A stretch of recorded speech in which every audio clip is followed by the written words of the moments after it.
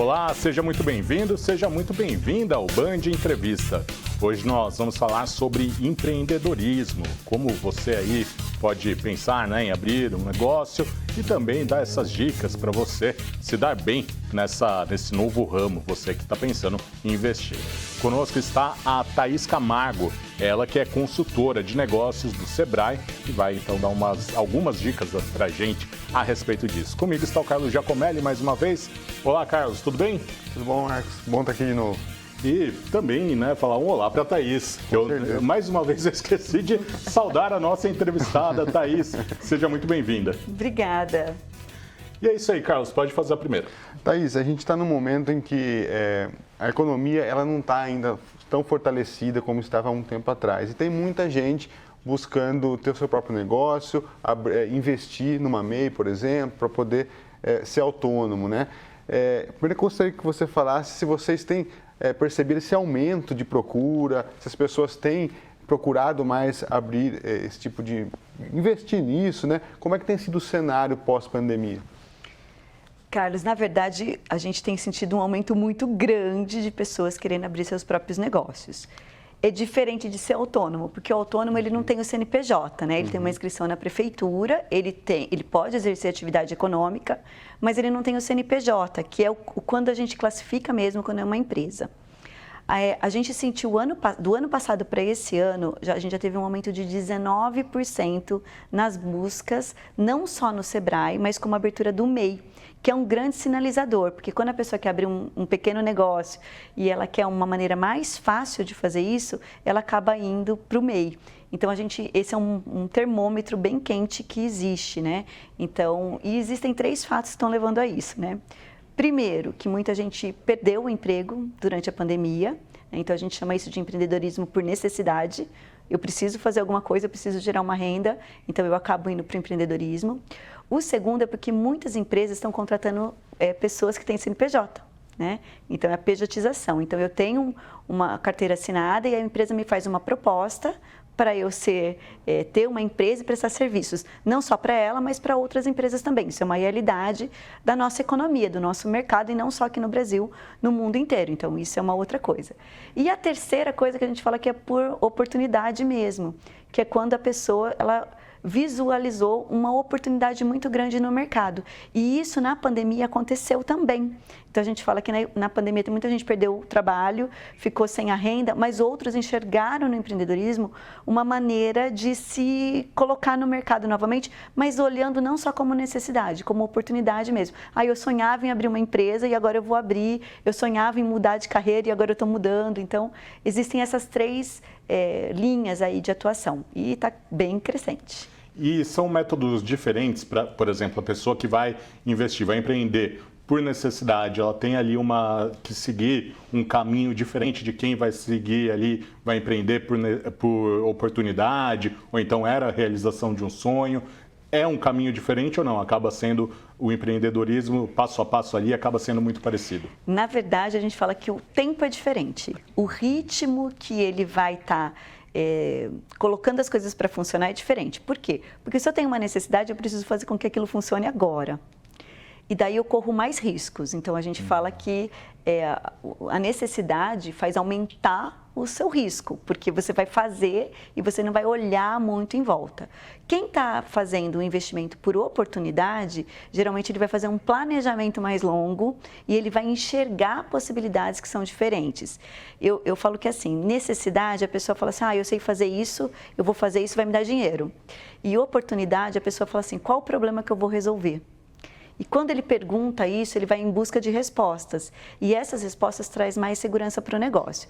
O passo a passo de como esse negócio vai evoluir, ele teoricamente deveria ser o mesmo. Mas a gente sabe que os ritmos acontecem de maneiras diferentes e os obstáculos são diferentes para cada tipo de negócio que vai ser aberto.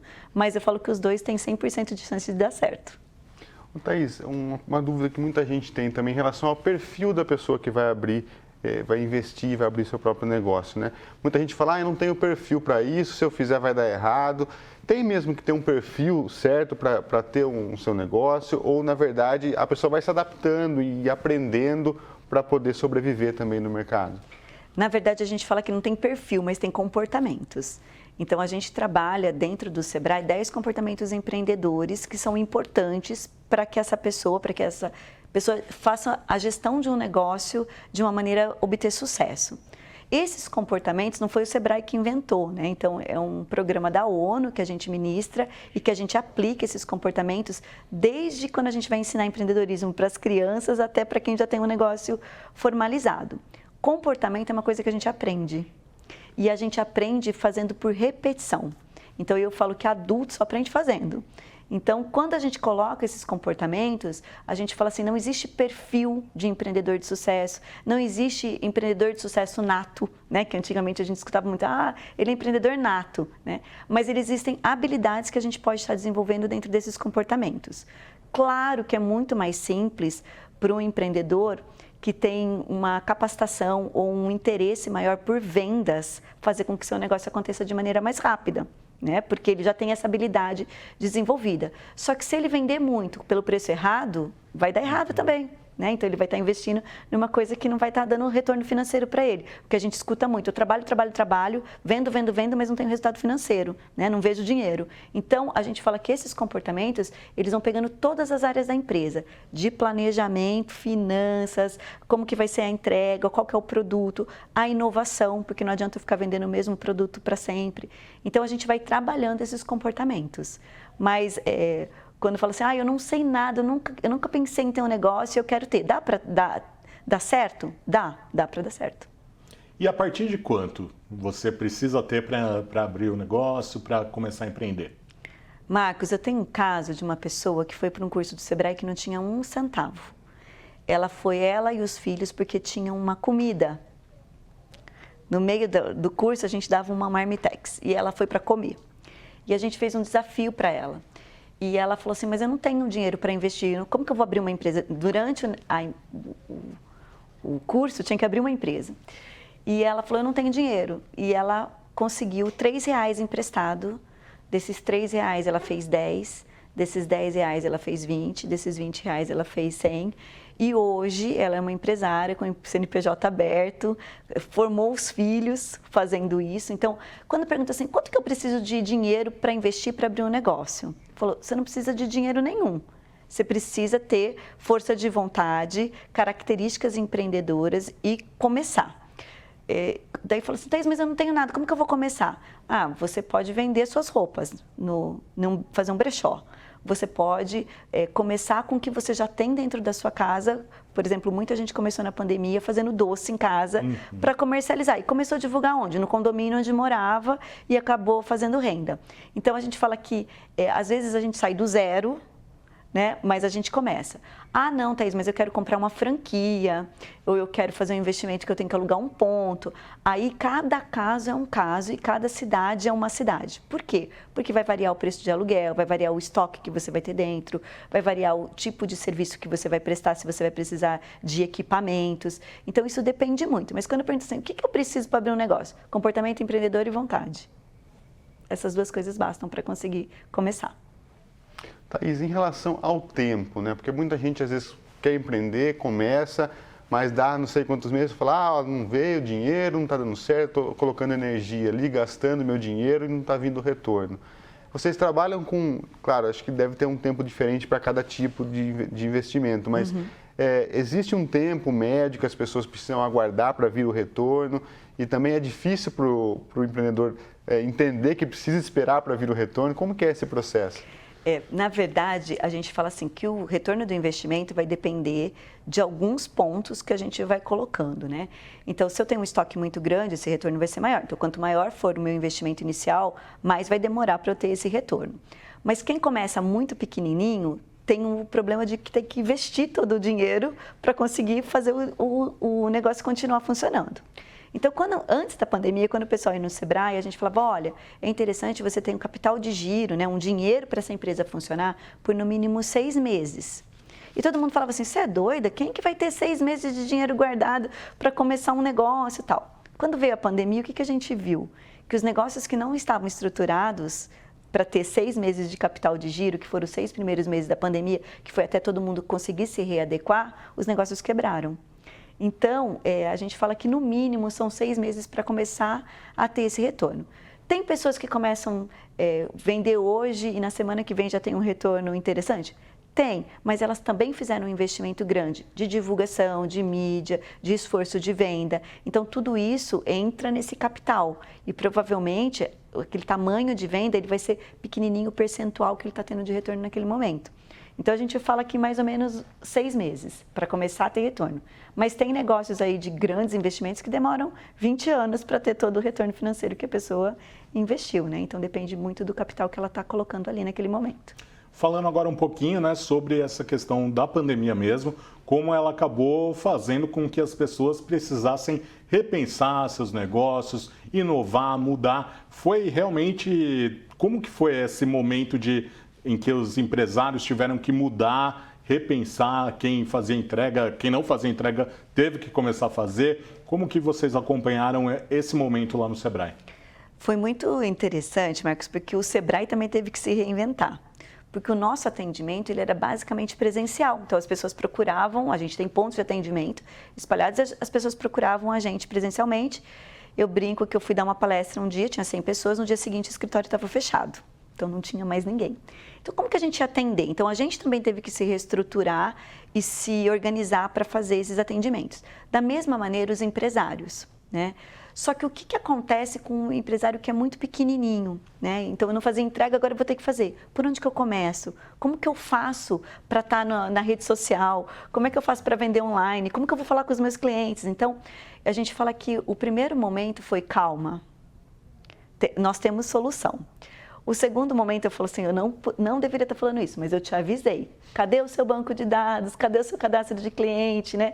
Cadê a sua rede social que você já deveria estar no ar e não está? Por quê? As pessoas que já tinham isso pronto, elas saíram na frente de quem não tinha, né?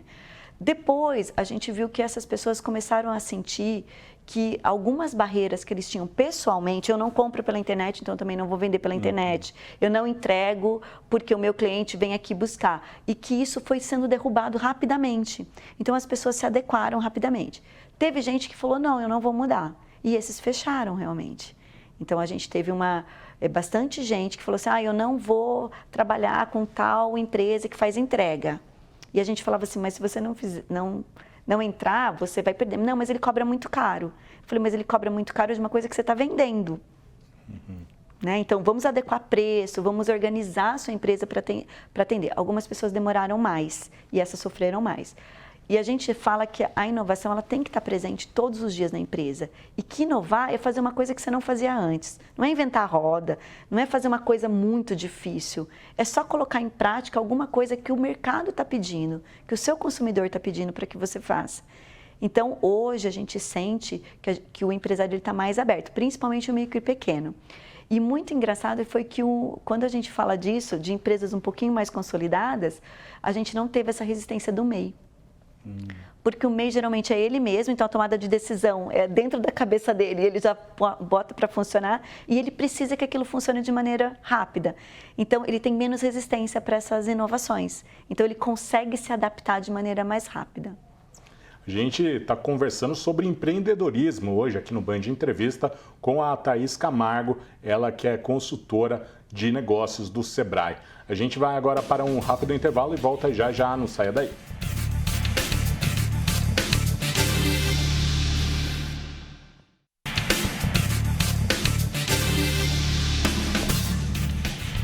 Estamos de volta com o Band Entrevista, hoje falando sobre empreendedorismo. Estamos recebendo a Thaís Camargo, ela que é consultora de negócios do Sebrae.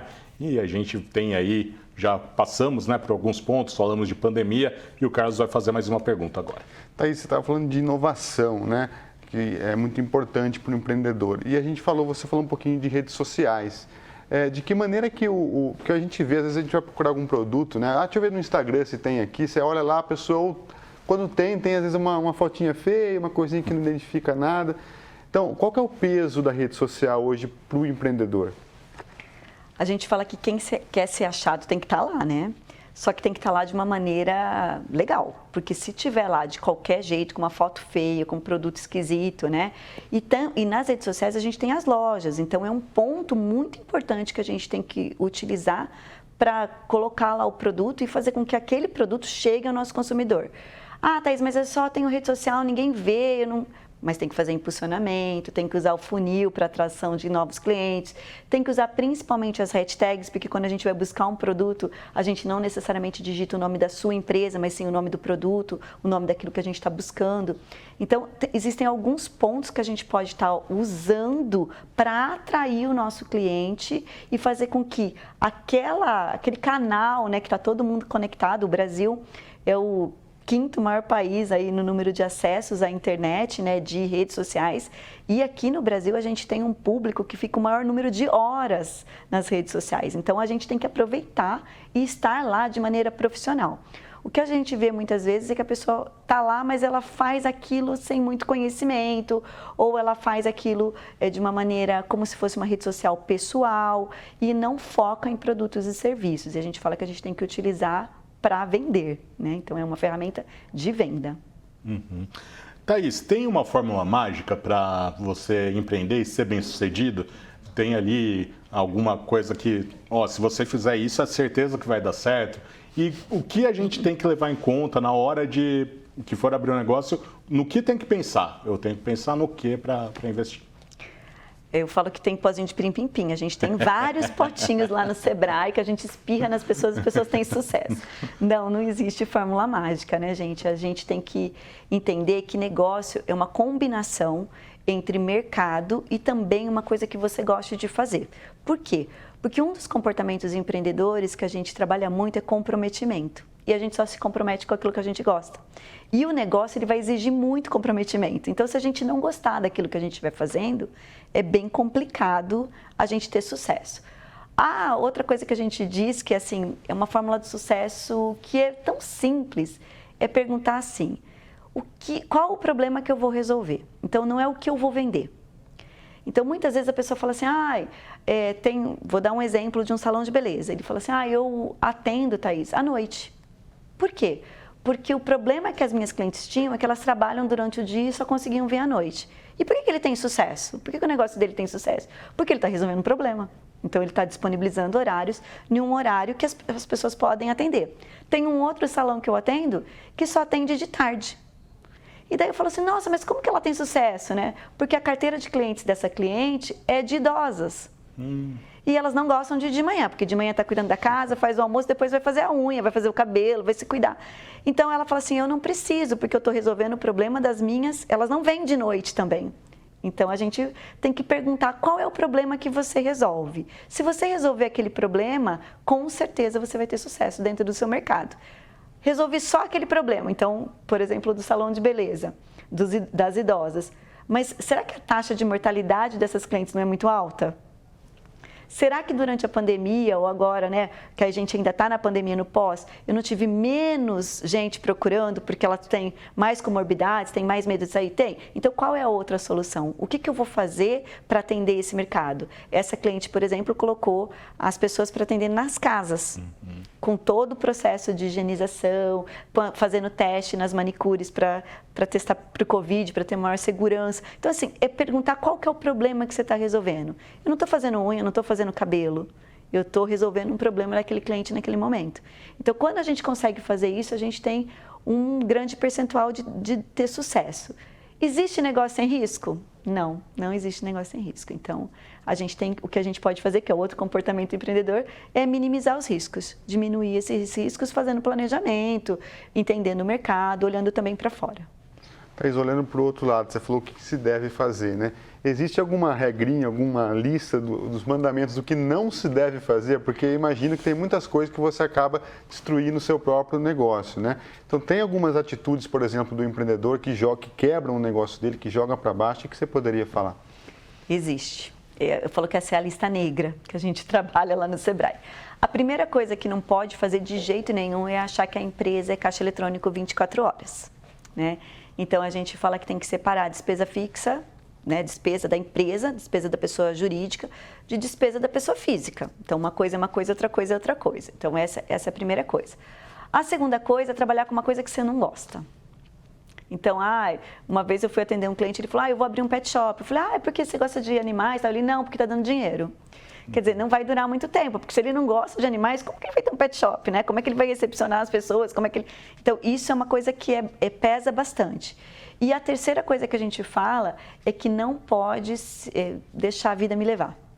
Então, que precisa realmente ter comprometimento, investimento, planejamento, estabelecer metas. Então, a gente precisa ter um cronograma, um planejamento para abrir esse negócio, para tocar esse negócio, para que ele dê certo. E vamos supor, você tem ali o sonho de abrir um pet shop, mas é um mercado que tem bastante gente trabalhando. Como identificar se a área já está saturada, se não está, ou se mesmo parecendo saturada, né, no primeiro momento você fala, não, tem muito pet shop, se mesmo assim dá para encarar o desafio aí de disputar essa vaga e tentar atrair mais clientes? A gente fala que se concorrente fosse ruim, shopping não dava certo, né? Porque shopping o que é? Um concorrente do lado do outro. Rua das Noivas, Rua dos Lustres e tal. Então, a gente fala que isso é tem muita gente, o mercado está saturado. Isso não existe. Porque você pode fazer alguma coisa que seja diferente para aquele mercado e resolver um problema que os outros não estão resolvendo. Então, o importante quando você vai para o mercado é olhar se o que você vai fazer é igual a todo mundo, a entrega é igual, está resolvendo o mesmo problema, aí provavelmente você vai ter uma chance menor disso dar certo, porque aí sim você está abrindo concorrência por preço, né, deliberadamente, ou se você está correndo atrás de uma coisa que você tem muito interesse em fazer e que tem um diferencial competitivo bem interessante. Então, essa é a primeira coisa. O que me preocupa mais quando a gente vai para o mercado é que não tem ninguém fazendo. Nossa, não tem ninguém fazendo isso aqui, ninguém vende sapato com 3 saltos aqui no Brasil. Daí você fala, mas por que será que não vende? Né? E a pessoa às vezes chega lá no Sebrae e fala assim, ninguém faz isso. E daí quando chega lá, a gente pergunta assim, mas por que será que ninguém está fazendo? Será que tem alguém querendo comprar? Então, essa é a maior preocupação quando a gente olha. Outra coisa que a gente fala do mercado é não entrar só porque tem um monte de gente ganhando dinheiro, que daí você provavelmente não vai dar certo, né? Porque vai ter problemas aí até de manter esse negócio porque você não gosta daquilo. Eu já atendi uma cliente que ela não gostava de trabalhar no domingo, mas ela queria abrir uma loja no shopping. E o maior faturamento de loja de shopping é no domingo, porque eles trabalham um período menor, mas eles têm um ticket maior e um número de pessoas maiores circulando. Então, provavelmente essa loja não vai dar certo. Thaís, muita gente tem dúvida também se abre o seu próprio negócio sozinho ou se chama um sócio, um irmão, um primo, um amigo e tudo mais, né? Porque algumas atividades, por exemplo, eu sei fazer bem isso, a outra pessoa sabe fazer bem a contabilidade, então junto a gente consegue fazer uma coisa melhor. Como é que vocês orientam nesse sentido? Porque a gente sabe que também às vezes acontece briga, divide e acaba a empresa, né? Como que o Sebrae lida com essas questões de fazer sozinho ou criar em mais pessoas? Com esposo, com esposa também. Eu falo que ter negócio com esposa é outro casamento, né? Porque ter sociedade é um casamento. Né? E a gente tem que entender como que isso funciona, porque você não está fazendo sociedade só com a pessoa. A gente fala muito disso lá no Sebrae. Eu vou ter uma empresa com o Marcos. Deus me livre, tá, Marcos? Mas o Marcos faleceu, a empresa vai ficar para alguém da família dele. E eu vou ter que lidar com aquilo, né? Com essa experiência depois. Então, a gente precisa entender esses processos. Hoje, o maior número de empresas são microempreendedor individual, não tem sociedade, né? Então, se eu preciso de alguém para me dar apoio, para me estruturar, ou eu contrato como funcionário ou com uma outra empresa prestando serviço para mim, tá? Mas o que a gente sempre fala quando a gente vai abrir uma sociedade? Primeiro, se essa pessoa for igualzinha a você, não vai dar certo. Por quê? Porque todo mundo vai gostar de fazer a mesma coisa e o restante que precisa ser feito não vai ser entregue. Então, a gente precisa pegar pontos que sejam diferentes para a gente poder estar balanceando. A segunda coisa é deixar tudo muito claro. O que cada um vai fazer, como vai ser feito. Toda sociedade tem um contrato social, mas muitas vezes a pessoa pega o contrato meio básico assim e não explica direito que cada um vai ficar responsável. E aí você pode ter problemas. Então, mas eu também conheço o contrário. Eu conheço casamentos que as pessoas eram sócias, o casamento se desfez e eles continuam sócios. Nossa. Continuam na sociedade e tudo vai bem. Então, por quê? Porque foi colocado de uma maneira bem realista o que cada um vai fazer dentro daquela empresa. Conversamos hoje aqui no Band Entrevista com a Thaís Camargo, ela que é consultora de negócios do Sebrae. Thaís, muito obrigado pela sua participação e até uma próxima, hein? Obrigada a vocês pelo convite. Carlão, valeu e até semana que vem. Até mais. E a você de casa, muito obrigado pela sua companhia. Até a próxima. Tchau, tchau.